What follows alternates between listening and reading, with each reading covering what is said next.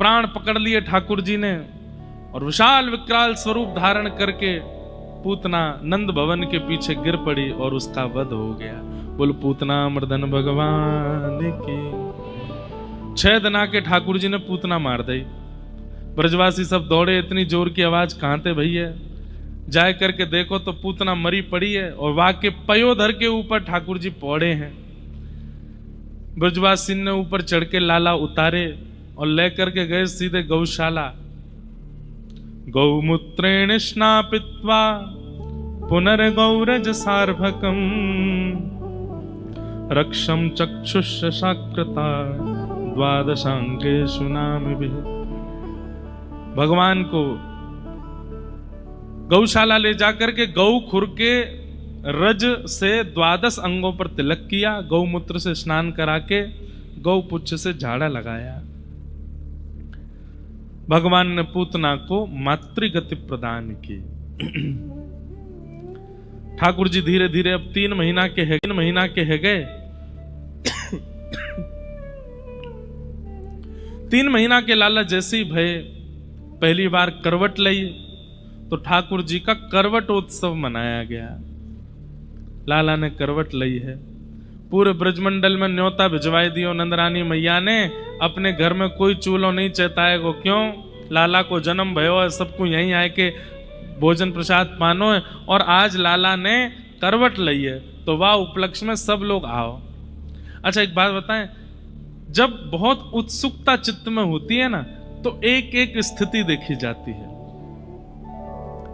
ब्रजवासी इतने प्रतीक्षा में हैं, लाला कब बड़ो हैगो और कब बड़ो है करके हमारो नाम बोलेगो, हमारी गोद में आवेगो, चल के हमारे घर आ जाएगो, हमारे बालकन के संग खेलेगो, या कि चाल कैसी होगी, या कि आवाज कैसी होगी, या कि आंख कैसे टिमटिमाएंगी, ये बोलेगो कैसे, हंसेगो कैसे, सब प्रतीक्षा कर रहे हैं उसकी। इसलिए ब्रजवासी रोज जाते हैं और नंद भवन में जाकर के बैठ जाए, बोले मैया आज कछु कियो लाला ने?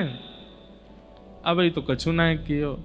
एक दिन एक ब्रजवासी गयो तो मैया बोली आज लाला ने करवट बदली है। वहां ने पूरे महाराज हल्ला मचा दियो ब्रजमंडल में, अरे भैया सुनो सुनो सबरे सुनो। बोले कहाँ भयो? नंद के लाला ने। बोले अरे बता तो कहाँ भयो?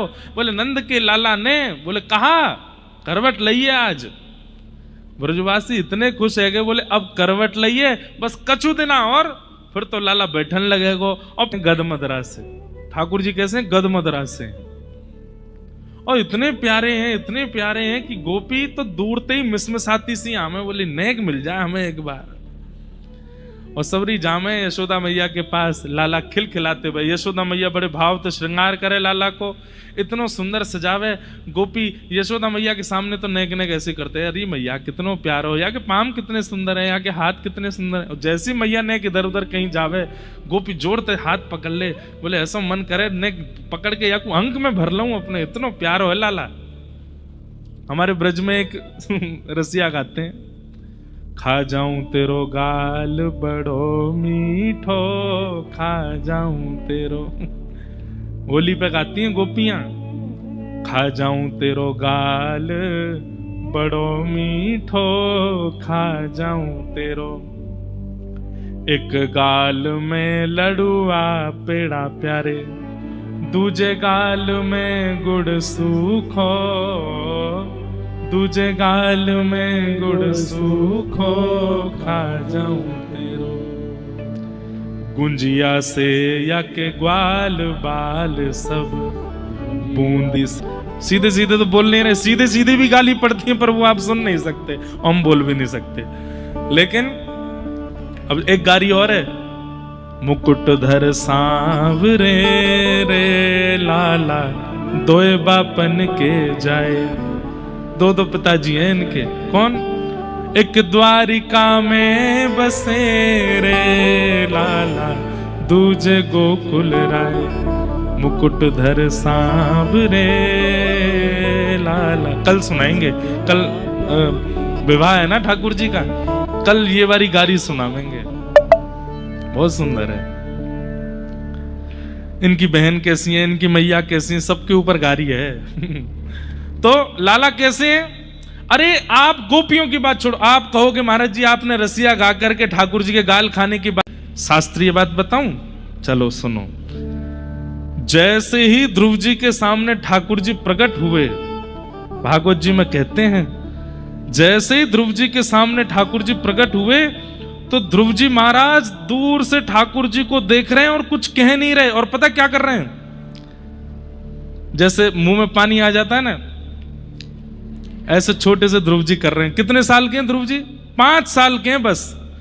5 साल के ध्रुव जी महाराज के मुंह में पानी आ रहा ठाकुर जी को देख करके। और ध्रुव जी मन में क्या सोच रहे हैं? बोले कि एक तो ये नीचे गरुड़ जी खड़े हैं, ऊपर से ये हाथ में शंख चक्र गदा पद्म लेकर के, अब 5 साल का बालक तो डरेगा ना, इतना विशाल गरुड़ खड़ा है, हाथ में शंख चक्र लेकर के ठाकुर जी खड़े हैं। तो ध्रुव जी महाराज मन में सोच रहे हैं कि एक तो ये नीचे गरुड़ जी खड़े हैं और ऊपर से शंख चक्र बिल्कुल तैयार, बिल्कुल जैसे मानो कोई को सर धरते अलग ही कर देंगे। अगर गरुड़ जी और शंख चक्र हटा दिए जाएं तो मेरे मन में क्या आ रहा है? तो ध्रुव जी कहते हैं आहा तद्दर्शनेनागत साध्वसच्छिता ववन्दतांगं विनमय्य दण्डवत् द्रग्भ्यां प्रपश्यन् प्रपिपान्निवार्भकं चुम्बन्निवास्येन भुजैर्लिवाश्लिषन्। ध्रुव जी के मन में आ रहा है, दंडवत प्रणाम करने के बाद अपने नेत्रों से ठाकुर जी को देखने के बाद ध्रुव जी के नेत्र अटक गए। बोले कहां अटके हैं? बोले श्री हरि के गालों पे। और ध्रुव जी कह रहे हैं ये गुलाब जामुन जैसे गाल कितने अच्छे हैं इनके, अगर ये गरुड़ जी और ये शंख चक्र नेक दूर रह जाए तो मैं इनकी गोद में चढ़ के इनके गाल खा जाऊंगा, इतने प्यारे लग रहे हैं। तो गोपियां कह रही हैं खा जाऊं तेरो गाल बड़ो मीठो, और उन गोपियों पे आप लोग फिर संशय करने लगते हो ब्रज की गोपियां ठाकुर जी को ऐसी नजरों से क्यों देखती हैं? अरे ठाकुर जी का रूप है ही ऐसा। 5 वर्ष का जब ध्रुव ऐसे मन में भाव ला सकता है तो गोपियां क्यों नहीं? सोचो। इसलिए ठाकुर जी से मिलवे जाओ तो मीठा आदि पहले से पाके जाना, तो कहीं इच्छा नहीं हो जाए, क्योंकि ठाकुर जी इतने मीठे लगेंगे, उनके रूप माधुरी को देख करके कहीं आपकी इच्छा नहीं हो जाए।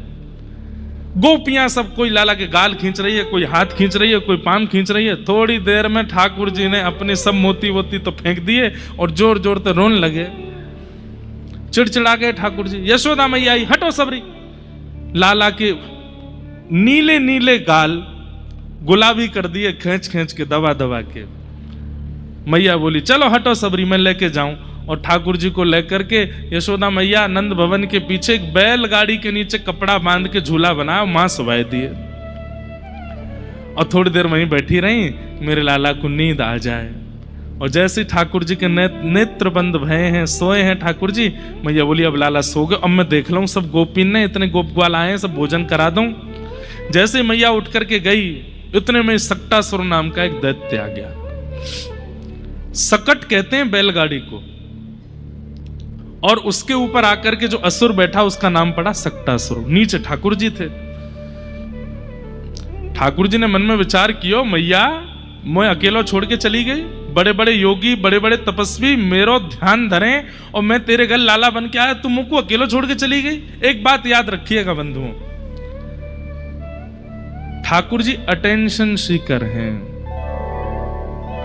उनके विचार किए बिना आप कोई क्रिया करते हैं, ठाकुर जी को बहुत पीड़ा होती है। ठाकुर जी कहते हैं मैं ब्रह्मांड नायक सब छोड़ के तेरे घर में बैठा हूं और तू सब काम करवे के काजे, दादी हैं, दादा हैं, नानी हैं, नाना हैं, पिताजी, मैया, मैं ऐसे ही छोड़ जाए। सबसे पहले घर से दूर जावे को इच्छा होवे तो मैं अकेला छोड़ के जाऊं। देखो ठाकुर जी को लेके नहीं जाना चाहिए सब जगह पर, ठाकुर जी की उचित व्यवस्था करके जानी चाहिए। और अगर संग भी लेके जाते हैं तो ऐसे लेके जाना चाहिए कि ठाकुर जी, जैसे हम अपने लाल जी को लेके चलते हैं, पूरी व्यवस्था संग चलती है, उसके लिए हमारा 4 गुना 5 गुना खर्चा होता है, लेकिन भाई लाल जी की सुख के लिए तो है सब। ठाकुर जी आपसे दूर नहीं रहना चाहते, आप रह लेते हो उनसे दूर, वो नहीं रह पाते आपसे दूर। इसलिए ठाकुर जी के अधिकतर समीप रहो, और जहां लगता हो कि जाने का कोई अभिप्राय नहीं वहां जाओ भी मत, ठाकुर जी से दूर मत जाओ, उनके पास ही रहो। यशोदा मैया जैसे ही अंदर, ठाकुर जी बोले मैया अभी बताऊं तो मुंह छोड़ के चली गई। इतने में ठाकुर जी ने एक पाम लंबो किया, तभी देखी सक्टासुर भी बैठो है, दोनों काम हो जाएंगे, मैया आ जाएगी, राक्षस मर जाएगा। और अपनो पाम लंबो करके ठाकुर जी ने ऐसे करके जैसे ही मारी तक करके दो बार बैलगाड़ी ऐसे घूम गई और सक्टासुर को वध है गयो। उसके ऊपर इतने सारे मटकी रखी थी, उनमें दूध घी दही आदि सब रखा था, सब फूट गए और सक्टासुर का वध। जोर की आवाज हुई, यशोदा मैया दौड़ी, सब ब्रजवासी दौड़े तो देखे बैलगाड़ी टूटी पड़ी है, मटकी सब फूटी पड़ी है, एक असुर मरो पड़ो और ठाकुर जी बीच दही में और घी में ऐसे खेल रहे हैं, अपने हाथ मार रहे हैं, लेटे हैं, अभी बैठनो आवे ना है ठाकुर जी थे। मैया दौड़ के गई, जैसी देखी लाला के कहीं खरोंच तो नहीं, ठाकुर जी तो बिल्कुल ठीक हैं। अच्छा एक बात बताऊं, रहस्य की बात, ठाकुर जी पंचामृत अभिषेक क्यों करवाते हैं पता है आपको? ये बीच बीच में जीव निकाल के पी भी लेते हैं, उसको स्नान भी हो जाता है, पेट भी भर जाता है, इसलिए ठाकुर जी पंचामृत अभिषेक कराते हैं। अब इसके वैदिक नियम तो बहुत सारे हैं।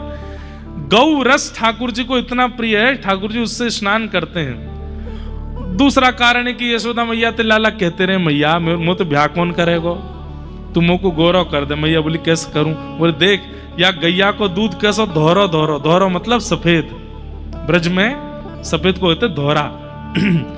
तो मैया ठाकुर जी के मैया देख गैया को दूध कैसो धोरो धोरो होवे, तुम यही ते नवाए कर, मैं या तो गोरा है जाऊंगा। अच्छो लाला दूध ते नवाए दे तब भी ठाकुर जी पे अंतर ना पड़े। मैया तू अब दही ते नवा, दही ते ना ले तो ठाकुर जी पे अंतर नहीं पड़े। ठाकुर जी के मैया अब तूने एक शक्कर रगड़ दे, मेरे देख पूरा दही लग गयो, घी ते लगा दे। सर के आते हैं खुद नहा लेते हैं और अंत में फिर के मैया नेक तो अंतर आया हो मुंह में। बोला हाँ लाला अब सुंदर लग रहा है। तो दूसरा कारण ये, और तीसरा कारण ये कि पंचामृत स्नान जब होता है तो ठाकुर जी बीच बीच में जीव निकालने में और जो ऊपर से धारा चल रही है वहां को नेक मुख में लेके पी भी ले में, तो ठाकुर जी कैसे मैया नवावे तो ठाकुर जी उठ उठ के भागे, कभी इधर भागे कभी उधर भागे। मैया ने सोची कैसे डटेगो, कैसे रुकेगो एक जगह, नहावे ही ना है रुक के। तो फिर मैया ने पंचामृत ते नवाए तो ठाकुर जी रुक के प्रेम ते नहा ले, क्यों? वहां के बहाने खावे पीवे को मिल जाए, ऊपर ते पंचामृत पीते रहे। ये सब भाव है। और वैदिक क्रियाएं वैदिक भाव तो अनेक हैं, पर हमारे व्रज में तो भाव की लीला ज्यादा चलती है ना, तो भाव से ठाकुर जी ऐसे। मैया ने जैसे देखी लाला बीच में पड़ो, आए के गोद में उठाए लियो। इतनी बड़ी बैलगाड़ी कैसे गिर गई? एक बालक दौड़ा दौड़ा आयो, बोले मैया मैं बताऊं कैसे गिरी? बोले हाँ बता। मैया मैं दूर से देख रहा हूं तेरे लाला है, तेरे लाला ने इतना लंबो पाम कियो अपनो, और मैया और लंबो है तो गयो, और लंबो है तो गयो, और लंबो है तो गयो, और इतना लंबो या को पाम है गयो, और यानी यो करके तकते मारी, सोई बैलगाड़ी पलट गई, गिर गई मैया। सब लोग उस बालक को ऐसे देखने लगे कितना झूठ बोल रहा है। मैया बोली यहां पे आ। हाँ मैया, मैया ने एक दिया वाके झूठ बोला नेक सो लाला, यहां इतनी चिंता है रही है सबन ने, तो यहां मजाक करवे की पड़ रही है। मैया तेरी सौगंध खा के कह रहा हूं मैं झूठ ना बोल रहा हूं, तेरे लाला ने गिरी बैलगाड़ी। मैया बोली फिरते आ यहां पे। इतने तो भाज गो। शुक्राचार्य जी कहते हैं, क्या कहते हैं? आहा नते शब्द धीरे गोपा बाल भाषित मृत्युत अप्रेमयं बलम तस्य बालकस्य नते विदु। छोटे बालक तो सच बोल रहे हैं, लेकिन इतना प्रेम चढ़ा हुआ है मैया के चित्त में कि उस बालक की सत्यता और ठाकुर जी की ईश्वरता मैया से स्वीकार नहीं की जा रही है। ऐसे ही ठाकुर जी ऊधम करते करते करते 1 साल के है गए। 1 साल के जैसे ही लाला भय तो लाला के 2 दांत निकल आए, और 2 दांत जैसे ही निकले तो ठाकुर जी बोले, अब जब बच्चे के दांत निकलते हैं किसके साथ अपने दांतें खुद ही दबाता है। ठाकुर जी के मन में आई अब तो मेरे दांत निकल आए, अब मैं सबन ने कैसे बताऊं कि मेरे दांत निकल आए, अभी बोलना तो आवे ना है। लाली की अपेक्षा लाला थोड़ा लेट बोलते हैं, लाली जल्दी बोलने लगती है। ठाकुर जी 1 साल के आगे भी बोलना तो आवे ना। अब कैसे बताऊं मैया को कि मेरे दांत आ गए। बगल में दाऊ दादा बैठे, दाऊ दादा को हाथ उठाया, उठाए करके अपने मुंह में लेके जोर से काट गए।